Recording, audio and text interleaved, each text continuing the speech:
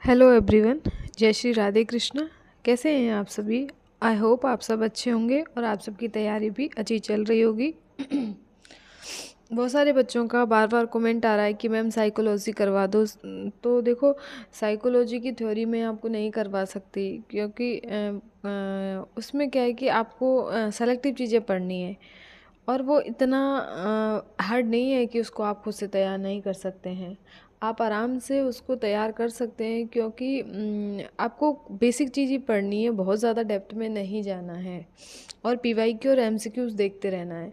ठीक है। और इसके लिए मैंने आपको एक बुक भी सजेस्ट किया कि साइकोलॉजी के लिए आरबीडी पब्लिकेशन की सुभाष चारण सर की एक बुक आती है, वो अच्छी बुक है। उसमें 180 के समथिंग पेज हैं और उसमें जितने भी पीवाईक्यू और एमसीक्यूज़ हैं सब दे रखे हैं। तो आप उस बुक को प्रीफर करें, मोर देन इनफ है वो। और बार बार ये कहूँगी कि डेप्थ में नहीं पढ़ना, बहुत इजी क्वेश्चन आते हैं, तो आपको साइकोलॉजी की बिल्कुल टेंशन की कोई बात नहीं है। ठीक है। तो मैंने क्या किया है कि मैंने है ना जितने भी पीवाईक्यू और एमसीक्यूज़ हैं सारे टॉपिकों के, सोचा है कि उनकी टॉपिक के अकॉर्डिंग आपको पीवाईक्यू उपलब्ध करवा दूँ, जिससे कि आपको आसानी रहे कि किस टॉपिक से किस तरीके के क्वेश्चन पूछे जाते हैं। ठीक है। तो अपना फर्स्ट टॉपिक है डेवलपमेंट एंड ग्रोथ, और सबसे पहले मैं उसी के पीवाईक्यू आपके साथ शेयर कर रही हूँ। ठीक है। तो सबसे पहला क्वेश्चन है, बाल मनोविज्ञान को सबसे पहले किसने परिभाषित किया था? तो बाल मनोविज्ञान को सबसे पहले बर्क ने परिभाषित किया था। बाल अध्ययन का पिता किसे माना जाता है? बाल अध्ययन का पिता माना जाता है स्टैनली हॉल। अध्ययन यानी कि स्टडी, तो अध्ययन का पिता स्टैनली हॉल, ऐसे याद रख लेना।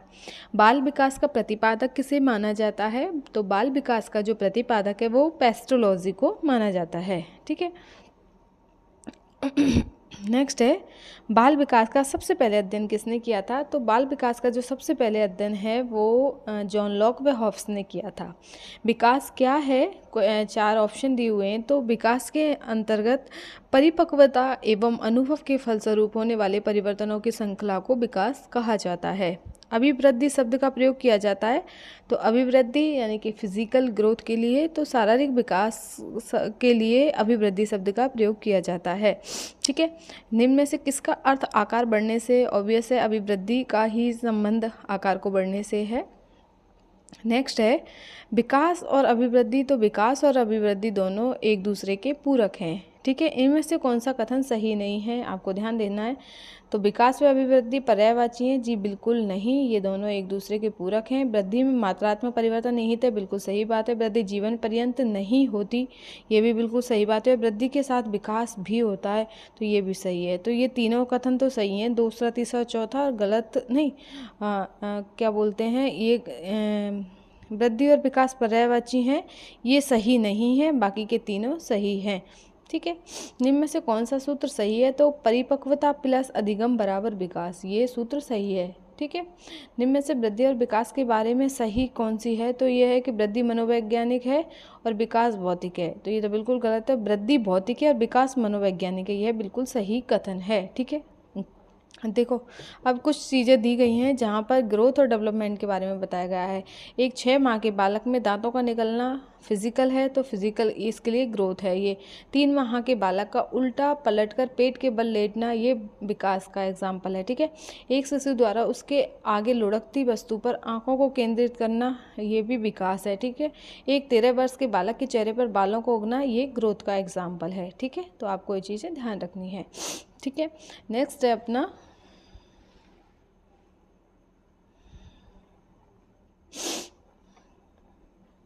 वृद्धि और विकास में के कौन कौन से आयाम एक दूसरे से जुड़े हुए हैं? तो वृद्धि और विकास के सभी आयाम एक दूसरे के साथ जुड़े हुए हैं, चाहे वो शारीरिक हो, भौतिक हो, सामाजिक हो, संवेगात्मक हो और नैतिक हो, तो ये सभी आयाम एक दूसरे से जुड़े हुए हैं। निम्न में से कौन सा कथन विकास के बारे में सत्य नहीं है? ध्यान देना, सही नहीं है। जहाँ नहीं हो, क्वेश्चन में नहीं है आता है ना, पहले उसको आपको टिक मार्क कर लेना है। ठीक है, जिससे कि आपको आसानी रहे। तो विकास है ना, कौन सा सही नहीं है? तो विकास अंत्यक्रिया का फल है, बिल्कुल सही बात है। विकास एक व्यवस्थित श्रृंखला का अनुगामी है, बिल्कुल सही बात है। विकास एक व्यक्तिगत प्रक्रिया है, बिल्कुल ठीक है। विकास विशिष्ट से सामान्य की ओर होता है, ये गलत है, क्योंकि विकास सामान्य से विशिष्ट की ओर होता है। ठीक है। नेक्स्ट है बाल विकास के विभिन्न सिद्धांतों के आधार पर निम्न में से कौन सा कथन सत्य है? विकास की प्रक्रिया क्रमबद्ध रूप से आगे बढ़ती है, बिल्कुल सही बात है। विकास धीरे धीरे व निश्चित समय पर होता है, बिल्कुल सही है। एक ही जाति विशेष के सभी सदस्यों में विकास की कुछ समान विशेषताएं दिखाई पड़ती हैं, ये भी बिल्कुल सही है। तो ये तीनों कथन सही हैं विकास के बारे में। विकास प्राणी में प्रगतिशील परिवर्तन है जो निश्चित लक्ष्यों की ओर निरंतर निर्देशित होता रहता है। ये कथन किसका है? तो ये कथन ड्राइवर का है। निरंतर निर्देशित होता रहता है तो इससे लगातार चलता रहता है, तो ड्राइवर लगातार गाड़ी चलाता रहता है, ऐसे करके याद कर लेना आप इसको। मानव विकास के संबंध में गलत कथन है। गलत तो यह तो विकास परिपक्वता तक चलता है, यही गलत कथन है, क्योंकि विकास तो जीवन पर्यंत चलता रहता है। विकास के संदर्भ में सही है कि यह प्रौढ़ होने पर रुक जाता है, जी बिल्कुल नहीं। विकास आयु पर्यंत चलता है। वृद्धि का एक हिस्सा है, नहीं। विकास और वृद्धि दोनों अलग अलग हैं। विकास लगातार चलने वाली प्रक्रिया है, हाँ ये बिल्कुल सही है कि विकास निरंतर चलने वाली प्रक्रिया है। नेक्स्ट है विकास के संबंध में गलत कथन है। तो विकास रेखीय होता है, ये सही है। विकास पूर्वानुमान होता है, तो ये क्या बोलते हैं, विकास रेखीय होता है, तो ये विकास क्रमबद्ध, तो ये जो पहला है ना यही गलत है। ये क्योंकि विकास रेखीय होता है, विकास नहीं, ये बिल्कुल गलत है। निरंतर चलने वाली प्रक्रिया है। तो एक मिनट, इस क्वेश्चन को छोड़ो आप, ठीक है। तो अब देखो इसको, मानव विकास के संबंध में गलत कथन है। गलत कथन देखना है अपन को, ठीक है। तो गलत पे टिक मार्क करो। पहले है कि विकास पूर्वानुमेय होता है, ये बिल्कुल सही है। विकास निरंतर चलने वाली प्रक्रिया है, बिल्कुल सही बात है। आयु पर्यंत चलता है। विकास सामान्य से विशिष्ट की ओर होता है, ये भी सही है। तो यहाँ ये गलत है कि विकास रेखीय होता है, ये गलत है। विकास रेखीय नहीं होता है, ठीक है। नेक्स्ट है अपना, कौन सा कथन विकास के संबंध में सही नहीं है? वही सही नहीं है पूछा है। तो विकास प्रतिमानों की कुछ निश्चित विशेषताओं की भविष्यवाणी की जा सकती है, बिल्कुल सही है। विकास का उद्देश्य वंशानुगत संभाव्य क्षमता का विकास करना है, ये भी बिल्कुल सही है। विकास के विभिन्न क्षेत्रों में संभाव्य खतरे नहीं होते, ये है गलत है, क्योंकि संभाव्य खतरे होते हैं। प्रारंभिक विकास बाद के विकास में अधिक महत्वपूर्ण है, बिल्कुल सही बात है, ठीक है। तो ये जो यहाँ थर्ड कथन है ना वो गलत है, ठीक है।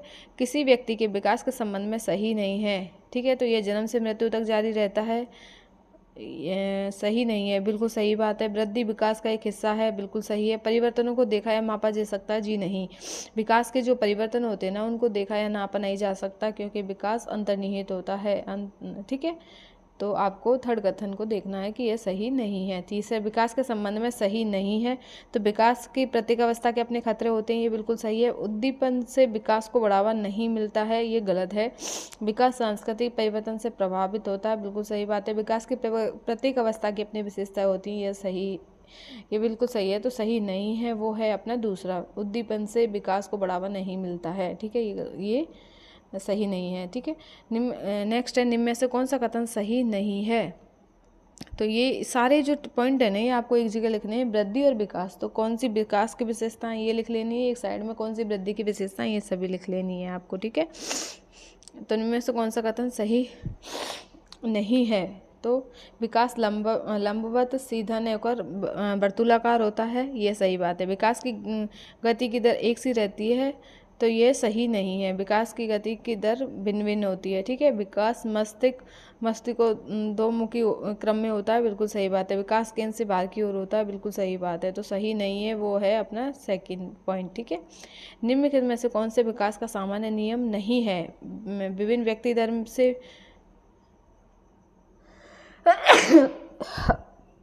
सॉरी, निम्न में से कौन सा विकास का सामान्य नियम नहीं है? व्यक्ति विभिन्न दर से विकसित होते हैं, बिल्कुल सही बात है। विकास तुलनात्मक रूप से क्रमबद्ध होता है, ये भी सही बात है। विकास धीरे धीरे होता है, सही बात है। विकास एक निश्चित उम्र के बाद रुक जाता है, तो ये गलत है, ठीक है। विकास क्योंकि विकास तो चलता रहता है। 19वीं शताब्दी में अमेरिका में बाल अध्ययन आंदोलन के जनक कौन माने जाते हैं? तो ये स्टैनली हॉल को माना जाता है। जहाँ अध्ययन शब्द आ जाए वहाँ सीधा संबंध है स्टैनली हॉल से। मानव विकास होता है, मानव का जो विकास होता है मात्रात्मक एवं गुणात्मक दोनों होता है, ठीक है। विकास व्यक्ति में नवीन विशेषताएं और योग्यताएं प्रस्फुट करता है, ये कथन कौन का है? ये कथन हरलॉक का है कि विकास व्यक्ति में नवीन विशेषताएं तथा योग्यताएं प्रस्फुट करता है, ठीक है। मानव विकास होता है, मानव विकास निरंतर होता है, क्रमिक होता है, व्यक्तिक होता है। तो ये तीनों कथन सही है मानव विकास के बारे में। ठीक है। नेक्स्ट है मानव विकास परिणाम है। तो मानव विकास वंशानुगति व वातावरणीय कारकों का दोनों का परिणाम है। ठीक है। बाल विकास का कौन सा सिद्धांत ये बताता है कि एक बालक पूरे हाथ को, फिर उंगलियों को और बाद में हाथ व उंगलियों को एक साथ चलाना सीख जाता है। तो ये एकीकरण का सिद्धांत है। ठीक है। नेक्स्ट है विकास का एक अधिनियम है कि विकास प्रतिमान के विभिन्न काल में खुशी भिन्न भिन्न होती है। इस अधिनियम के अनुसार जीवन का प्रथम वर्ष सबसे अधिक खुशी का एवं वह संधि काल सबसे अधिक दुखी होता है। आपको ये कथन सही है। ठीक है। आपको इसको ध्यान रखना है। नेक्स्ट है आपको कि ये वाला क्वेश्चन देखना, एक मिनट, ये नहीं, ये देखो, ये है कि शुरू में एक बच्चा अपनी पूरी हथेली का उपयोग करके वस्तु को पकड़ता है। धीरे धीरे वृद्धि और विकास के रूप में बच्चा उंगलियों और अंगूठे का प्रयोग वस्तु को उठाने के लिए करता है। यह किस प्रकार की प्रगति है? तो इसे प्रॉक्सिमो डिस्टल प्रगति कहा जाता है। इंपॉर्टेंट क्वेश्चन है और आया भी हुआ है, आपको ध्यान रखना है। ठीक है। नेक्स्ट है विकास की प्रक्रिया अविराम गति से निरंतर चलती रहती है। यह गति कभी तीव्र और कभी मंद हो जाती है। इनमें से कौन सा सिद्धांत कहा जाता है? तो विकास की विभिन्न गति का सिद्धांत इस बात की पुष्टि करता है। ठीक है।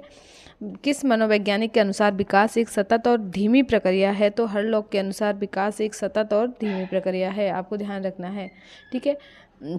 जीवन की उत्पत्ति के शिक्षण हेतु अध्यापक को अवश्य भ्रमण करना चाहिए। तो पुरातात्विक संग्रहालय का।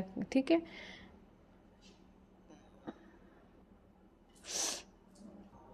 नेक्स्ट क्वेश्चन है ये 52 नंबर का कि किसी शिक्षक के लिए वृद्धि और विकास के सिद्धांतों के बारे में जानना महत्वपूर्ण होता है, क्योंकि यह ज्ञान बच्चों को पृथक करने में शिक्षक की सहायता करेगा। शिक्षक अच्छा प्रभाव डालने में समर्थ हो सकेगा। बच्चों को सीखने के उपयुक्त अवसर प्रदान करने में यह ज्ञान शिक्षक के लिए सहायक होगा। तो यहाँ अपना तीसरा कथन बिल्कुल सही है। ठीक है, कि बच्चों को सीखने के उपयुक्त अवसर प्रदान करने में यह ज्ञान शिक्षक के लिए सहायक होगा। ठीक है। इस तरीके के क्वेश्चन पूछे जाते हैं आपसे 2-4 अप्लाइड, तो आपको घबराने की ज़रूरत नहीं है, बहुत अच्छे से पढ़ना है। और ज़्यादा जो फैक्ट, बस आपको क्या करना है, अभिवृद्धि और विकास 2 चीज़ें हैं, दोनों को लिख लेना है। दोनों के और 3-4 है कि बाल अध्ययन के पिता कौन है, बाल विकास के जनक किसको माना जाता है, बाल विकास की सबसे पहले व्याख्या किसने करी। तो ये 4-5 फैक्ट हैं, ये याद रखने हैं। और बाल अध्ययन आंदोलन का शुरुआत किसने करी और कहाँ करी और कौन कौन सी संस्थाएं स्थापित करी। ठीक है।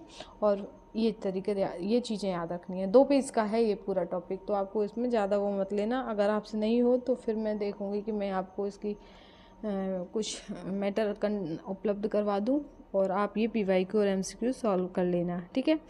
नेक्स्ट है अपना बच्चों के विकास के सिद्धांतों को समझना शिक्षक की सहायता करता है। तो देखो यहाँ पे ये अप्लाइड क्वेश्चन है।